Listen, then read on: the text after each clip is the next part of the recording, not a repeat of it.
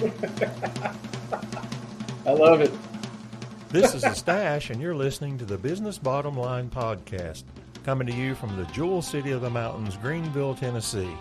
We're in the foothills of the Smokies talking business with people just like you who are responsible for the bottom line, sharing business tips to inspire, inform, and improve, and turn your bottom line from red to black. And here we are talking. Hang on a minute. My loop come back in. I apologize for that. I had This this is thing The turned Stash, off. and you're listening to the Business Bottom Line Podcast, coming That's to you fine. from the Jewel City of the You'll have Mountains, to cut that Greenville, part out. Tennessee. All right. Okay. I Now love that's it. my bad. I need an engineer. You want to apply for the job to do my production work? Sure, sign me up. I like your intro. I love it. Well, with all that craziness, we'll get introduced to Mr. Dennis Elwell, longtime friend, colleague, I guess, in some sense, and we've been connected for a long time, actually, since he got here from New Jersey, correct? New Jersey, South Jersey. Yep. Okay, and Yep. I'm not going to say how many years because it makes us both look old, and I know we don't really look old right now, so Exactly. we don't want to do that. So anyway, welcome, Dennis. Thanks for being on the podcast today. Well, thanks for the invite. And so let's just get started with a couple of things. Do you like an Android or an iPhone? I use an Android. Okay. Yeah. Well, we're in good company then because Yeah. I do Oh, too. yeah. If it's iPhone, I have to argue with people, but we wind up friends anyway. Well, So tell us a little bit about your family. my family. Well, I've got a lovely wife of many years. We won't get into that either, but a daughter, a wonderful daughter, and her husband and 4 grandchildren. Wow. So, yeah, we had 1 daughter and 4 grandchildren. So I consider that a pretty good return. Absolutely. For sure. Well, I don't know your daughter well, although I do know her, but you do have a lovely Yes. wife, I know. And Yeah. grandchildren, they're just the best. They You are. just spoil them and send them home, right? Exactly. Yep. Yeah. So tell me either a favorite book or a book you've read lately that you thought, man, that's really good. Well, that's a good question. I've read a lot of books in my over the years. The latest book, I guess, was one written by Mike Pence about his time in office, and that was very interesting, insightful.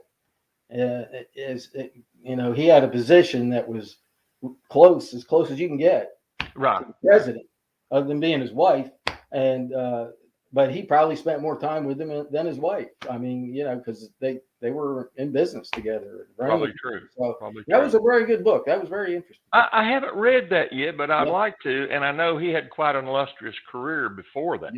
Yeah. For sure. Yeah. So tell me, if you had all the money you needed, what would be your hobby? What would you be doing? And you may already be doing that because we're talking about what you are doing. So. Well, yeah, pretty much. I'm kind of living the dream right now. But I guess if I had all the money in the world and didn't have to do anything for income or living expenses, I guess what I would do is travel. Okay. Yeah, I mean, I'd travel the world. Why not? Absolutely. I'm right there with you. If you get ready to go, let me know. All right. I'm ready to go with you. All right. Sounds good. I have been blessed enough to travel some in my life, and I've always enjoyed it. And I would do more if I had the time and money, and if I could get Vicky to go. She's not a world traveler, so it might be a problem for me. Yeah, I understand. We both have spouses like that, but yeah.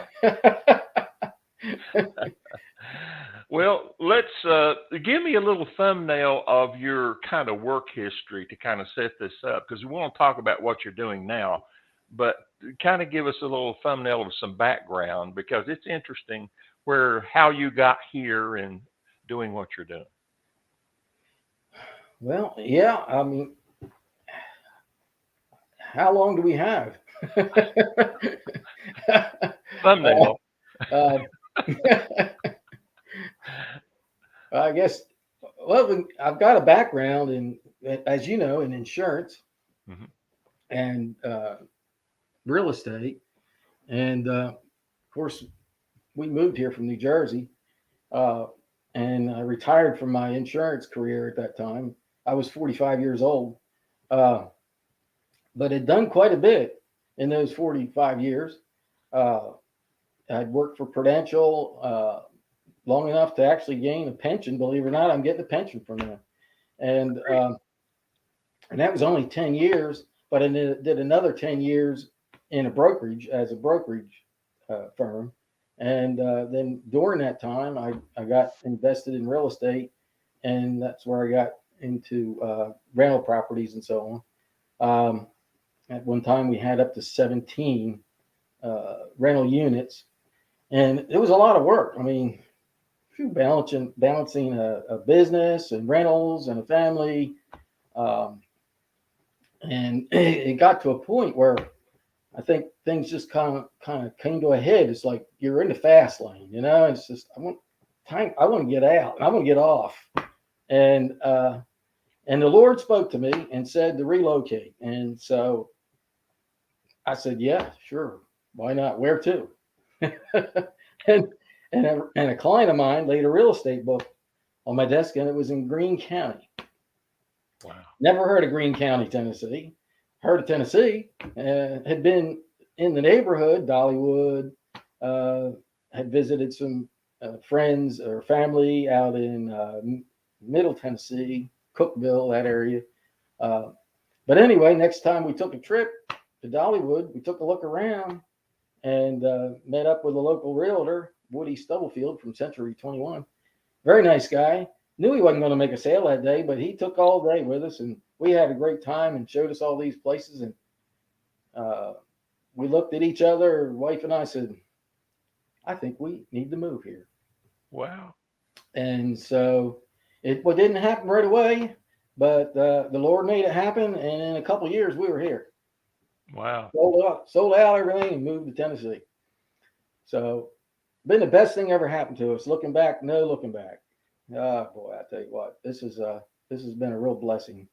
Uh, our our lifestyle changed drastically. We didn't go on trips, big company trips, all expense paid kind of conventions and things of that nature. But man, the quality of life really changed for us. I think for much for the better. And we went from a 4-bedroom, 2-bath house to a 1-bedroom cabin in the mountains on the Greene County, Hawkins County line. I mean, talk about a change. The first time in my life I ever heard leaves fall.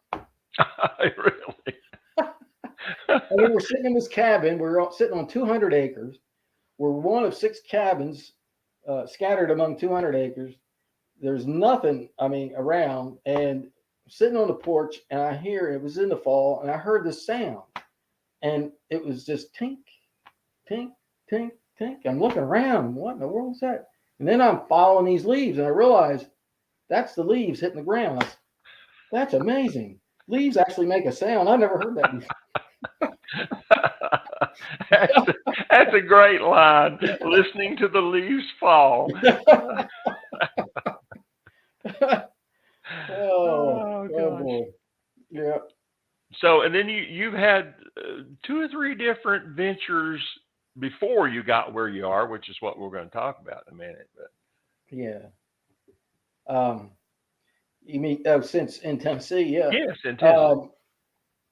Yeah, I've been involved in 2 or 3. Well, one of them was ComCare.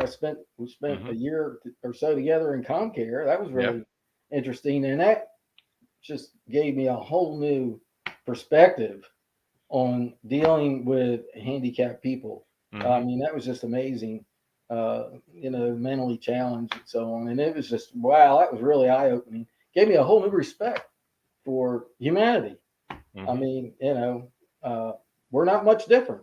It's just that we don't communicate the same way, or have a problem. And at least on the surface, we think we have our problems under control. But with that insight, you realize that their problems aren't necessarily unique. We Right. just do a little better job controlling maybe, but we Exactly. still have the same problem. Yeah. Yeah. Exactly. And we were taking care of them, and I just wondered, who are the crazy ones? Uh, I mean, Well, any- yeah. But you're right, anyway, it does alter your perspective. yeah. Yeah. But that was exciting and that was interesting. So I learned a lot, and then spent. Uh, I started a landscape business. I don't know if you knew about that, but that I guess that lasted for a few years. Uh, um, we went out and I had my daughter and some friend of hers one day. I said, I think I've got a mower, I've got a trailer, I've got a 4-wheel drive vehicle, I've got some tools. I think I'll try. I think I'll try this. So went out and I had my daughter and a friend of hers, one of her school buddies or whatever, and we went out one day and we put out these door hangers. I had them made up at the printers, and just a brief, description and a number. And so I went to the neighborhoods that I wanted to target. Okay, the nicer neighborhoods and the areas that I wanted to work in. And so I had them hang these. You know what I'm talking about? Door hangers, right? Hmm. And on the doorknob. And so for the price of a few pizzas and some soft drinks, I got advertising out there, and I had calls. By the time I got home, I was getting calls, and that was really interesting. So that's how I got started in that. And I did that for a while, and I would get some help when I needed. And but then I ended up at Camp John Spear, and you know about that. And my title with them was about 18 years. 18 years I put in with them. Wow. That was a really long one, a great mission. It's a Cumberland Presbyterian Church camp up on Viking Mountain. And when we first got there, that was a God thing. Our daughter, the way I found out, we were involved with the Cumberland Presbyterian Church, and our daughter was involved in the youth. And so that's where the youth would go for camp. And of course, I would take her to camp. And so we would do that in the fall and the spring. And one time going up the driveway, looked like what they were doing was building a house. And so I inquired about it, and they said, "Oh, they're building that for the caretaker." Oh, okay. So I come back, for in the fall, and the thing is, it's done. It's just about built. And I thought, "Oh, wow, that's nice." And so I inquired again, and I said, "Well, that's for the caretaker. Who's the caretaker?" And they said, "Well, we don't have one." I said, "Oh, okay. Well, what are the requirements?" And they told me, some of the things. And I said, "Well, where do I apply?" Long story short, I put in my application, and I was up against a lot of long time pastors that had been in the church for years, and I thought, well, I don't have a chance. I'm a new guy. I've only been with the church, maybe a couple of years, and lo and behold, I said, "You got the job." So I come to find out that I kind of realized I don't think the pastors wanted to do the work. It was a lot of work. I'm sure it's more than anyone could imagine unless you're there. Well, it wasn't caretaker. That was just the title. It was everything. Yeah. I mean, there was very little promotion of the camp, and I just couldn't understand why a lot of people, nobody heard of it. And it was pretty much, advertised or promoted within the Cumberland Presbyterian Church. Mm-hmm. And so I said, here we are, we're paying all these fixed expenses, and it's only being utilized for a couple retreats in the spring, a couple retreats in the fall, a couple, weeks in the summer, and that's it. I said, otherwise it's just sitting there, and here you're paying for all this insurance and the maintenance and the taxes and providing a place for us. And I mean, it needs to be utilized. I mean, people need to. So we started. I pushed to promote the camp, outside the Cumberland Presbyterian Church, which they which they agreed to. So we had a website set up, and I got brochures, and I got business cards, and I started handing them out, and I'd give them to all the board members. I said, "Here, hand these to all your friends, people you know." And lo and behold, the camp just started just blossoming. I mean, and we were able to fix things and improve things and build things, and we built a chapel, and we improved the bathrooms, and we just did a whole lot of stuff. Put in a water slide,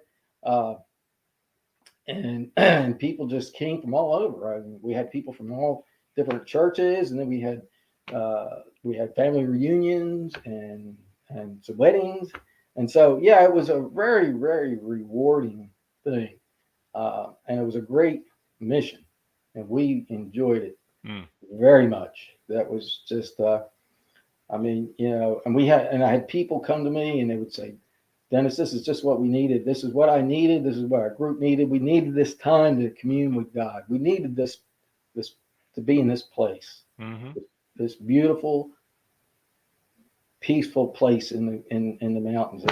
And it was really close to. It's really close to the Appalachian Trail, so we would often go up and hike the trail, and I'd meet up with through hikers and so on. So it was really interesting. Well, you definitely left your mark there. That's for sure. And yeah, it's still going. Yeah, better than before, for sure. Yeah. Well, it's not hard to understand, just for their conversation to this point, that you have an entrepreneurial mindset and that you look for opportunities and how to turn those into progress in different aspects. So let's talk about your current entrepreneurial endeavor that you're working with right now. Okay. Yeah. Our Airbnb. Yeah, this is I guess a dream of both the wife and I, and it just it's been simmering, I guess, for some time. Having been involved in the camp and with the public, and of course in the insurance, and just dealing with people, that comes natural. And then there were some things that I would have liked to have done at camp that others didn't want to do, and like have cabins and things of that nature. And it just wasn't on the table. And so anyway, and then the wife, she Ruth, I'm sorry, she's not here with me today, but she got involved with a local Serenity Cove is the name. I don't think she'd mind if I mentioned, out on Nashville Highway. And so she used to help with her BnB. And so she would stay there. And when she would go on vacation, she'd run the place and take care of the pets and the mail. And if someone needed something, and so on. And then I'd stop over and stay with a night or two.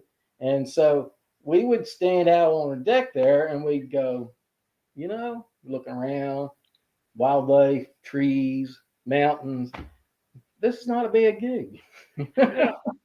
And we're starting talking about what we would do different, or how we would run things if it was ours, So it's kind of funny how this all comes. It's amazing how God works, and how all these things come to fruition, when you think about it. So anyway, when our time was coming to a close at the camp, and I don't mean that either, they were getting rid of us or we were getting rid. It was just time for us to scale back, and we needed to less busy. I mean, it was almost like we were going back to Jersey again. Getting with the stress level, with so much work to do, and so anyway, so when we started looking at other opportunities, I'd stopped into this. We stopped in the bank, and there were a couple flyers in there for auctions, and so the wife says, "Well, maybe we should look at one of these," And so okay, so Um, there was one auction. There was two, and they were both the same day. There's just no way we're going to hit both of them. So I picked the one, and when I left in the morning, my wife's on the phone with her sister, and when she gets on the phone with her sister in New Jersey, it's like all day, and like so I said, well, I'm not waiting. I'm. She says, you going to the auction? Yeah, I'm going. So I left and went to the auction. So I got, and there were like 75 people, and this auction, it was a Chancery Court auction, and they were selling this off as part of an estate, and I didn't know what I was getting into, but long story short, I know we're limited on time, but I bought the property, and and and the wife didn't know it, and I didn't have my checkbook with me.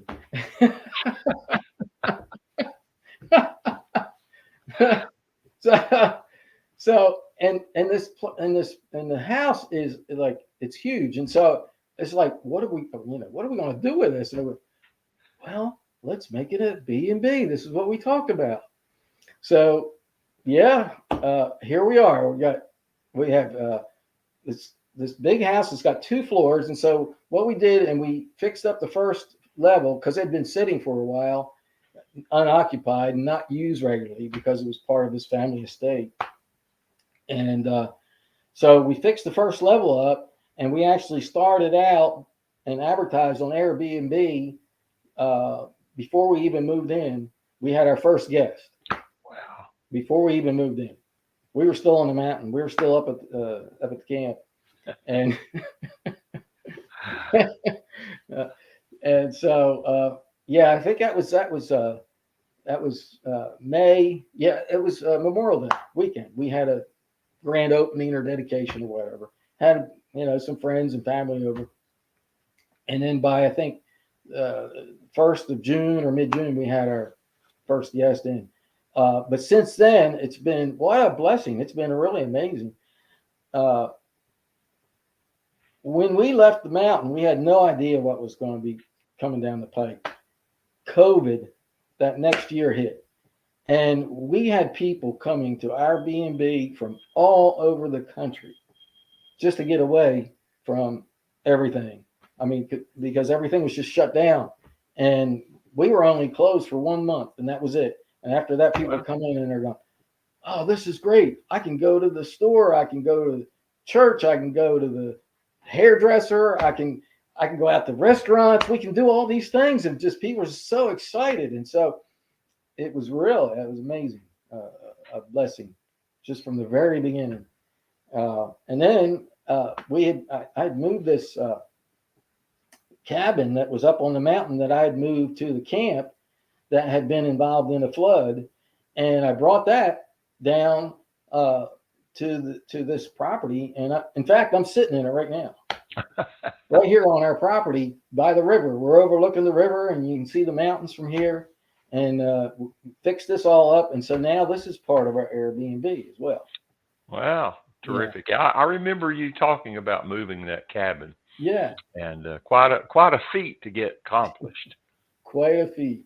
Yeah, quite a feat. I had some help, a lot of help from some neighbors and friends, and from a Kaufman. He's one of the movers for the storage buildings out here in Chuckee. Mm-hmm. Okay. And he has this special rig, this special setup designed for moving these storage buildings. And that's what he used to move this cabin. Of course, we had to take the whole top off. Right. Disassemble and reassemble. And then we put a deck all the way around it. It's come out really, really nice. People come and they love this. It's got a lot. Well, yeah. Tell us what the name is. Okay, we've got a couple names. It's when you look on Airbnb, the best way to look it up is just look for Chuckee, Tennessee, and then you can find it. But there's we have it advertised in a couple different ways. One is if the first floor of the house we have dedicated to. There's 2 different venues. You can do it as a family group, which includes a bunk room for the kids, a recreation room, with a foosball table, pinball, and private bath and a queen suite. That's for a family suite, and that's advertised as like Davy, Crockett, BnB, something like that. I think that's what it is, Davy, Crockett, BnB. Then you can just rent. If you don't have a family, you can just rent at a reduced rate just the queen suite. Okay, and of course the recreation room comes with it, and there's also a kitchenette too. Comes with Okay. it. Okay, there's a with a small refrigerator and the sink and there's a microwave in there. Yeah. So, Okay. And then your cabin there on the river. Now, is it a 1-bedroom, 2-bedroom? It's a 1-bedroom loft. Okay. Yeah. Okay. Yeah, you have All to right. climb these stairs to go up in it. So And you're sitting very close to the river, right? yes, the Nolechucky River. Yeah. Yeah. Okay. Yeah, Cool. you can get it's really nice. So one of the things we learned from Dennis Elwell is there are a myriad of ways to make a living or make money. That's one of the things we learned. Yes. Absolutely. Yes. Now, with that being said, and we're about to run out of time here, one of our goals on the podcast, because we have a lot of business owners that listen and a lot that contribute. We've had several on the podcast. So we always ask, what is your best bottom line business tip? Because our motto is we want to help people turn the bottom line from red to black. Very good. How much time do we have left? Well, we'll give you about 90 seconds. All right. Bottom line. All right. Everybody has to earn a living some way. My recommendation is to do something that you enjoy while earning a living, first of all. Second of all, don't depend on that one thing. You should have several streams of income, not just dependent on a salary or a job or Social Security or a pension. If you just depend on one thing and that one thing just goes away, then you're in trouble. Mm-hmm. So my recommendation is to have multiple streams of income. And my recommendation is you should have at least 7 different streams of income in order to be successful. That way, you always have something going. If one thing goes down, you've got 6 more that are still going. Yeah. Even if 2 things go down, why not? You still have something going. Yeah. There's my advice. That's a great bottom line tip. It kind of is fleshing out the old adage of don't put all your eggs in one basket. Good point, my friend. Probably an East Tennessee saying, I would think. But anyway, that's great. Dennis, thank you for taking time to talk with us and get acquainted. And hopefully it will be a positive thing as people continue to find you and want to stay in your space. And the line may get longer. Who knows? Very good. Well, thank you very much, my friend. I really appreciate it. Well, you take care. It's great to talk to you, and we'll see you soon. Very good. Thank you. God bless you. All right.